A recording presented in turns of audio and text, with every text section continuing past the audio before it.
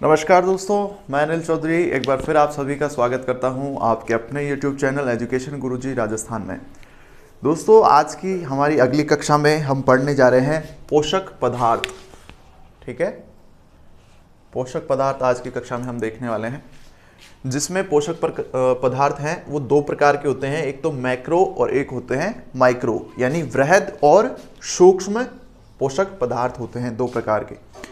जिसमें वृहद का कार्य क्या है, इनका पूरा पाचन होता है और ये क्या करते हैं, ये पचाने में सहायता करते हैं। यानी सूक्ष्म वाले जो पोषक पदार्थ हैं वो मैक्रो जो पोषक पदार्थ हैं उनकी पचने में सहायता करते हैं। ठीक है, अब जो मैक्रो हैं वो तीन प्रकार के हैं। एक तो है कार्बोहाइड्रेट्स, एक है वसा और एक है प्रोटीन। ठीक है, तीन प्रकार के होते हैं मैक्रो, जिसमें जो कार्बोहाइड्रेट हैं ये होते हैं प्रथम पाचक और वसा होते हैं, ये होते हैं आपके द्वितीय पाचक और ये होते हैं आपके अंतिम पाचक। प्रोटीन जो होता है वो होता है आपके अंतिम पाचक। कार्बोहाइड्रेट सबसे पहले क्या देगा, आपको ऊर्जा देगा। जैसे भी मान लीजिए कोई खिलाड़ी थका हुआ है तो सबसे पहले उसको क्या दिया जाता है, या तो उसको केला खिलाया जाता है या उसको ग्लूकोज दिया जाता है। क्यों? क्योंकि कार्बोहाइड्रेट सबसे पहले क्या देगा, ऊर्जा देगा। ठीक है, इसके बाद में ये सबसे ज्यादा आपको ऊर्जा देता है, ये सबसे पहले ऊर्जा देता है कार्बोहाइड्रेट्स, और वसा आपको सबसे ज्यादा ऊर्जा देता है। प्रोटीन सबसे कम ऊर्जा देता है। ठीक है, और कार्बोहाइड्रेट्स में 1 ग्राम कार्बोहाइड्रेट में कितनी कैलोरी होती है, 4.2 कैलोरी होती है। कार्बोहाइड्रेट में 1 ग्राम कार्बोहाइड्रेट में कितनी कैलोरी होगी, 4.2 कैलोरी होगी। वसा में 1 ग्राम वसा में 9.3 कैलोरी होती है, और प्रोटीन में 1 ग्राम जो प्रोटीन होगा उसमें कितनी कैलोरी होगी, 4 कैलोरी होगी। कार्बोहाइड्रेट की इकाई क्या है, ग्लूकोज है। वसा की इकाई क्या है, वसीय अम्ल है। और प्रोटीन की इकाई क्या है, अमीनो अम्ल है। ठीक है, ये तो थे हमारे मैक्रो पोषक पदार्थ या वृहद पोषक पदार्थ। अब बात करें हम सूक्ष्म की, तो माइक्रो में है, एक है विटामिन, जल और खनिज लवण। इनका कार्य क्या है, ऊर्जा देने में सहायक। ठीक है, यानी ये ऊर्जा देने में क्या होते हैं, सहायक होते हैं। आगे देखते हैं कार्बोहाइड्रेट्स क्या होते हैं। वे पदार्थ या यौगिक जिनमें कार्बन, हाइड्रोजन और ऑक्सीजन का अनुपात 1:2:1 होता है, वो क्या कहलाते हैं, कार्बोहाइड्रेट्स कहलाते हैं। यानी जिनमें कार्बन, हाइड्रोजन व ऑक्सीजन के अनुपात 1:2 या 1 होता है, वो क्या कहलाते हैं, कार्बोहाइड्रेट्स कहलाते हैं। ये शरीर में ऊर्जा के मुख्य स्रोत होते हैं। थकान के समय, जैसा कि मैंने पहले बोला था कि अगर कोई खिलाड़ी थका हुआ है तो उसको सबसे पहले क्या देना चाहिए, ग्लूकोज देना चाहिए। ग्लूकोज यानी कार्बोहाइड्रेट्स, जिससे क्या होता है, क्यों देना चाहिए, क्योंकि ये सबसे पहले क्या देते हैं, सबसे जल्दी ऊर्जा देते हैं। ठीक है, आगे है कार्बोहाइड्रेट्स के स्रोत। सभी अनाज इसमें आते हैं। कार्बोहाइड्रेट्स होता है सभी अनाजों में, जैसे गेहूं हो गया, चावल हो गया, मक्का हो गया और बाजरा हो गया आदि। ठीक है, और किस में होता है, दूध में होता है कार्बोहाइड्रेट्स, केले में होता है, आलू में होता है और फलों में होता है। ठीक है, सभी शर्कराएं क्या होती है, कार्बोहाइड्रेट्स होती हैं। जितनी भी शर्कराएं होती हैं वो सभी क्या होती हैं, कार्बोहाइड्रेट्स होती हैं। जिसमें ग्लूकोज किस में पाया जाता है, अंगूर में पाया जाता है। माल्टोज अनाज में पाया जाएगा। लैक्टोज दूध में पाई जाएगी। ये शर्कराएं हैं, शर्कराओं के नाम हैं। जैसे ग्लूकोज शर्करा किस में पाई जाएगी, अंगूर में पाई जाएगी। माल्टोज शर्करा किस में पाई जाएगी, अनाज में पाई जाएगी। और लैक्टोज जो शर्करा है वो आपके दूध में पाई जाएगी। फ्रक्टोज शर्करा आपके फल व शहदों में पाई जाएगी। ये फ्रक्टोज सबसे मीठी शर्करा है। ठीक है, इसको इधर लिख देता हूं। सबसे मीठी शर्करा कौन सी है, फ्रक्टोज, सबसे मीठी शर्करा, जो कि किस में पाई जाती है, फलों में और शहद में। आगे है स्टार्च शर्करा, ये किस में पाई जाती है, आलू में पाई जाती है। सुक्रोज आपके गन्ने में पाई जाती है, जिससे चीनी व गुड़ बनता है। और गैलेक्टोज, इसको क्या बोलते हैं, इसको बोलते हैं मस्तिष्क शर्करा। ठीक है, आगे चलते हैं। आगे देखते हैं सर्वाधिक कार्बोहाइड्रेट, एक बार ये देख लो, सर्वाधिक कार्बोहाइड्रेट की मात्रा आपके किस में पाई जाती है? चावल में पाई जाती है। जो सर्वाधिक कार्बोहाइड्रेट पाया जाता है वो किस में पाया जाता है? चावल में पाया जाता है। ठीक है, आगे देखते हैं वसा। वसा वे पदार्थ या यौगिक जिनमें कार्बन, हाइड्रोजन व ऑक्सीजन पाए जाते हैं, लेकिन कार्बोहाइड्रेट्स की तुलना में ऑक्सीजन की मात्रा कम होती है। किसमें? वसा में। पाए तो वही जाते हैं, कार्बोहाइड्रेट्स में भी कार्बन, हाइड्रोजन और ऑक्सीजन पाए जाते हैं, और वसा में भी कार्बन, हाइड्रोजन और ऑक्सीजन पाए जाते हैं, लेकिन वसा के अंदर ऑक्सीजन की जो मात्रा होती है वो कार्बोहाइड्रेट्स की तुलना में कम होती है।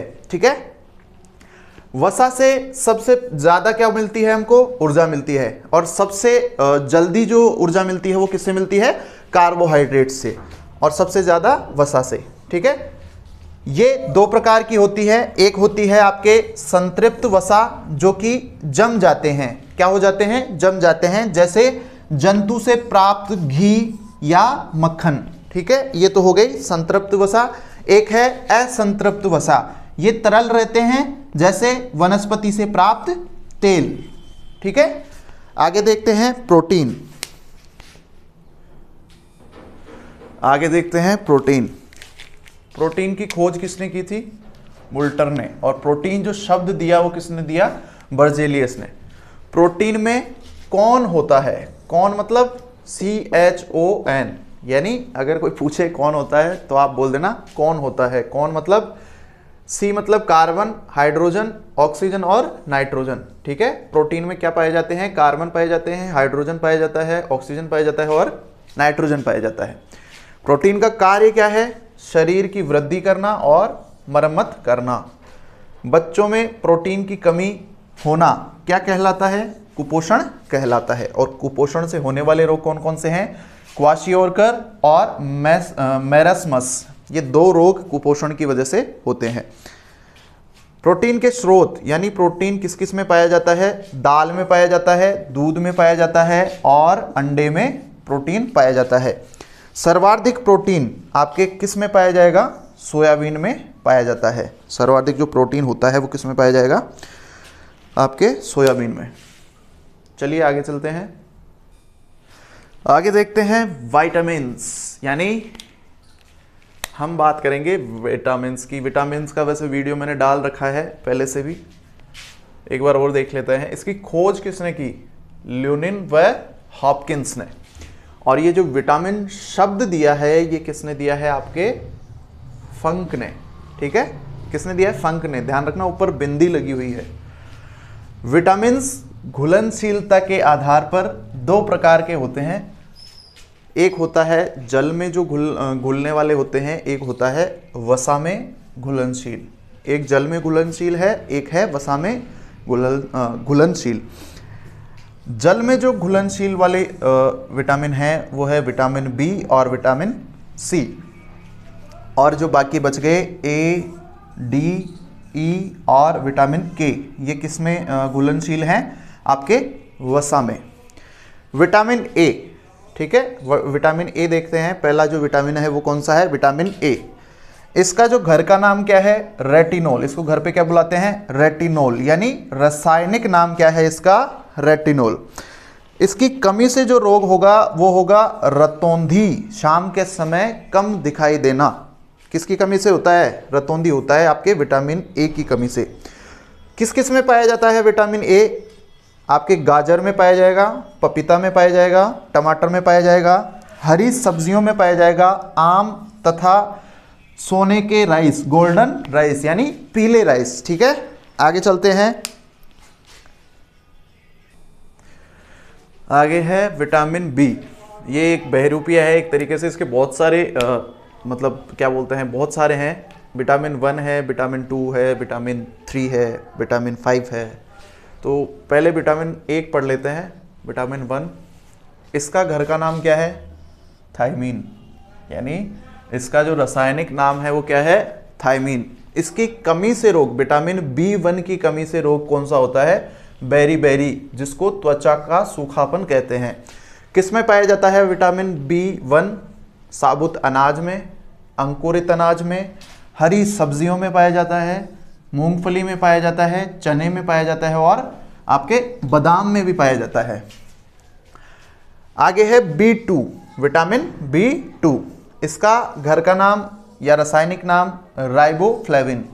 B2 का जो रासायनिक नाम है वो क्या है? राइबोफ्लेविन। इसे पीला एंजाइम या विटामिन जी भी कहते हैं। क्या कहते हैं? इसे पीला एंजाइम भी बोलते हैं या विटामिन जी भी कहते हैं। इसकी कमी से जो रोग होता है वो कौन सा होता है? किलोसिस, यानी मुंह में छाले हो जाते हैं। और इसके जो स्रोत हैं, यानी विटामिन B2 किस किस में पाया जाता है? आपके दूध में पाया जाएगा, दही में पाया जाएगा, पनीर में पाया जाएगा, मक्खन में पाया जाता है, चीज़ में पाया जाता है, अंडे व मांस में पाया जाता है। अगला है विटामिन B3। ठीक है, इसके घर के दो नाम हैं, एक तो है निकोटिक अम्ल निकोटिन अम्ल और एक है नियासिन। यानी इसके रासायनिक नाम कितने हैं? दो नाम हैं। घर पे इसको दो नामों से बुलाते हैं, निकोटिन अम्ल और नियासिन के नाम से। अगला जो है इसके कमी से जो रोग होता है, विटामिन B3 के कमी से जो रोग होता है वो होता है पैलेगट, जिसको डर्मेटाइटिस बोलते हैं। विटामिन B3 किस में पाया जाएगा? साबुत अनाज में पाया जाएगा, काष्ठ फल में पाया जाएगा, फली में पाया जाएगा, यीस्ट में पाया जाता है, मछली, मांस व मुर्गियों में पाया जाएगा। आगे देखते हैं विटामिन B5। विटामिन B5, इसके घर का नाम क्या है? पेंटाथेनिक अम्ल। इसको घर पे क्या बुलाते हैं? पेंटाथेनिक अम्ल बुलाते हैं। रासायनिक नाम पेंटाथेनिक अम्ल। ज़्यादातर यही पूछे जाते हैं एग्जाम में, या तो रासायनिक नाम पूछा जाएगा विटामिन का, या इसकी कमी से जो रोग होने वाला है वो पूछा जाएगा, या आपके स्रोत यानी किस में विटामिन पाया जाता है, कौन सा विटामिन किस में पाया जाता है, यही एग्जाम में ज़्यादा पूछा जाता है। तो इसका रासायनिक नाम तो हो गया पेंटाथेनिक अम्ल। इसकी कमी से जो रोग होता है वो होता है आपके बाल सफ़ेद हो जाते हैं। किस किस में पाया जाता है विटामिन B5? दूध में, यीस्ट में, मूंगफली में, टमाटर, पनीर, यकृत और मछली व पत्तेदार सब्जियों में पाया जाता है। अगला है B6, विटामिन B6। इसका घर का नाम क्या है? पायरिडॉक्सिन। इसको घर पे क्या बुलाते हैं? पायरिडॉक्सिन, यानी रासायनिक नाम इसका क्या हो जाएगा? पायरिडॉक्सिन। इसकी कमी से जो रोग होता है वो होता है प्रतिरक्षा तंत्र प्रभावित होता है। जो हमारा प्रतिरक्षा तंत्र होता है वो प्रभावित हो जाता है, इसकी कमी से कमज़ोर हो जाता है। स्रोत हैं किस किस में पाया जाएगा विटामिन B6? आपके मूंगफली में पाया जाएगा, सोयाबीन में पाया जाएगा, पत्तेदार सब्जियों में, भोजन, अंडे, मांस, मछली में पाया जाएगा। अब जो विटामिन B7 है उसका घर का नाम क्या है? बायोटिन। यानी रासायनिक इसका नाम क्या है? बायोटिन। और इसका एक प्यार से नाम और है, घर पे प्यार से इसको क्या बुलाते हैं? विटामिन H बुलाते हैं। क्या बुलाते हैं प्यार से? Vitamin H। यानी उपनाम इसका क्या हो जाएगा? विटामिन H हो जाएगा। इसकी कमी से जो रोग होता है वो कौन सा होता है? मांसपेशियों में दर्द होता है। इसकी कमी होने से जो मांसपेशियां होती है उसमें क्या होने लगता है? दर्द होने लगता है। स्रोत क्या है? किस किस में पाया जाएगा विटामिन B7? पके हुए अंडे में, यकृत में, मांस में, दालों में व साबुत अनाज में B7 पाया जाएगा। आगे देखते हैं, अगला विटामिन है विटामिन B8। इसका घर का नाम क्या है? फोलेसिन या फॉलिक अम्ल। ठीक है, और इसको भी प्यार से क्या बुलाते हैं? Vitamin M। इसका भी घर पे एक और नाम है जिसको प्यार से बुलाते हैं, उपनाम जो है विटामिन M है। किसका? विटामिन B8 का। रासायनिक नाम क्या है? फोलेसिन या फॉलिक अम्ल। इसकी कमी से जो रोग होता है वो क्या होता है? आपके RBC की कमी हो जाती है, RBC बनना कम हो जाती है। ठीक है, रेड ब्लड सेल्स। स्रोत क्या है? हरी पत्तेदार सब्जियों में विटामिन B8 पाया जाता है। अगला जो विटामिन है वो है B12। इसका घर का नाम या रासायनिक नाम साइनेकोबाल्मिन या कोबाल्मिन इसको कहते हैं। इसकी कमी से जो रोग होता है वो होता है एनीमिया। एनीमिया यानी रक्त की कमी होने लग जाती है शरीर में। इसका वनस्पतिक उत्पादन नहीं है, यानी ये वनस्पतियों में नहीं पाया जाता। ठीक है, ये देखिए यहाँ कोई भी वनस्पति नहीं है। इसका स्रोत क्या है? स्पाइरुलिना शैवाल, जो कि अंतरिक्ष यात्रियों का भोजन होता है और अंडे में पाया जाता है, मांस में पाया जाता है और यकृत में ये पाया जाता है। आगे देखते हैं, अगला विटामिन है विटामिन सी, जिसका रासायनिक नाम क्या है? एस्कॉर्बिक अम्ल या एंटी स्कर्वी विटामिन। ठीक है, इसकी कमी से जो रोग होता है वो कौन सा रोग होता है? स्कर्वी, यानी मसूड़ों में आपके खून आना, वो क्या कहलाता है? स्कर्वी रोग कहलाता है। किसकी कमी से होता है? विटामिन सी की कमी से। घाव भरना, यह कार्य किसका है? विटामिन सी का। ठीक है, स्रोत किस किस में पाया जाता है? खट्टे फल, जो भी नींबू, आंवला, अमरूद वगैरह, संतरा, ठीक है, इन सब में क्या पाया जाएगा? विटामिन सी पाया जाएगा, टमाटर वगैरह में। ठीक है, विटामिन डी, अगला जो विटामिन है वो कौन सा है? Vitamin D. इसका जो रासायनिक नाम है कैल्सीफेरोल, सनशाइन एंटी रिकेटिम, ये इसके दो नाम है रासायनिक। एक तो है कैल्सीफेरोल, एक है सनशाइन एंटी रिकेटिम भी इसको बोलते हैं। कमी से इसकी कमी से जो रोग होगा, विटामिन डी की कमी से कौन सा रोग होता है? रिकेट्स, यानी हड्डियां कमजोर हो जाती है। ठीक है, और स्रोत क्या है, यानी किस किस में एक विटामिन डी हमको मिल सकता है, कैसे कैसे? एक तो कोड लिवर ऑयल से हम विटामिन डी प्राप्त कर सकते हैं, और धूप की उपस्थिति में हमारी त्वचा में 7 हाइड्रोक्सी कोलेस्ट्रॉल विटामिन डी का निर्माण करते हैं, यानी धूप से भी हम विटामिन डी ग्रहण कर सकते हैं। आगे देखते हैं, आगे है विटामिन ई। इसका रासायनिक नाम क्या है? टेकोफेरोल। इसको सुंदरता का विटामिन भी कहते हैं, विटामिन ई को सुंदरता का विटामिन भी कहते हैं। इसकी कमी से जो रोग होता है वो कौन सा होता है? नपुंसकता और बांझपन, विटामिन ई की कमी से।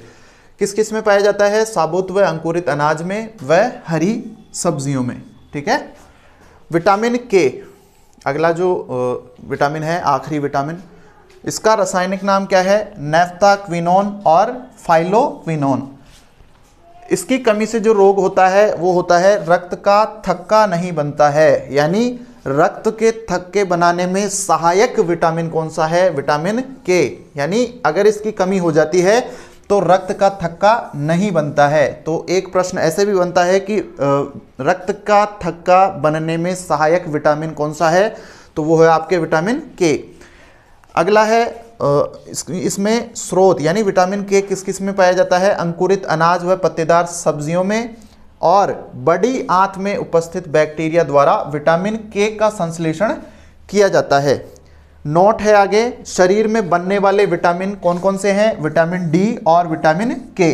ठीक है, आगे देखिए, संक्रमण रोधी, घाव भरने में सहायक और सामान्यतः जिसकी कमी पाई जाती है वो कौन सा विटामिन है? विटामिन सी है। ठीक है, आगे चलते हैं, आगे देखते हैं। जो वसा में घुलनशील था उसका अगला भाग है जल, यानी वाटर। शरीर में जल की जो मात्रा होती है वो कितनी होती है? 70 से 90% जल शरीर में पाया जाता है। शरीर के लिए जल की अनिवार्यता जल अनिवार्य होता है, क्योंकि क्यों होता है? एक तो शरीर में होने वाली जो भी जैविक रासायनिक क्रियाएं हैं, जैव रासायनिक क्रियाएं हैं, उनको माध्यम प्रदान करता है, यानी उनमें सहायता प्रदान करता है। दूसरा है शरीर के ताप में नियंत्रण करता है, यानी जो शरीर का जो ताप है उसको नियंत्रित करता है, हिसाब से उसके शरीर के हिसाब से बनाता है। उत्सर्जन क्रिया में सहायक होता है और विभिन्न पदार्थों के परिवहन में सहायक है, यानी बहुत सारे पदार्थ हमारे शरीर में होते हैं, उनका परिवहन यानी यहाँ से दूसरी जगह ले जाने में जल सहायक है। ठीक है, अगला जो भाग है वो है खनिज लवण। मानव शरीर में लगभग 30 प्रकार के खनिज पाए जाते हैं। ठीक है, हमारे शरीर में लगभग 30 प्रकार के खनिज पाए जाते हैं। जैसे हीमोग्लोबिन में लोहा पाया जाता है, ये देखिए आयन पाए जाते हैं। दांत व हड्डियों में कौन से खनिज पाए जाते हैं? कैल्शियम व फास्फोरस। और तंत्रिका तंत्र में सोडियम व पोटेशियम, और राइबोसोम में आपके मैग्नीशियम पाया जाता है। इंसुलिन में, इंसुलिन जो हार्मोन होता है उसमें जिंक या जस्ता पाया जाता है। ठीक है दोस्तों, आज की कक्षा के लिए इतना काफ़ी है। हमारी जो अगली कक्षा रहेगी वो रहेगी मानव रोगों की, यानी रोग हम पढ़ने वाले हैं, और लगभग 2 दिन के अंदर, अगले 2 दिन में ये पूरी एनाटॉमी यानी 7वीं यूनिट आपकी कंप्लीट हो जाएगी। ठीक है दोस्तों, अगर कक्षा आपको पसंद आई हो तो ज़्यादा से ज़्यादा इस वीडियो को अपने दोस्तों के साथ शेयर कीजिए। चैनल को सब्सक्राइब कीजिए। धन्यवाद।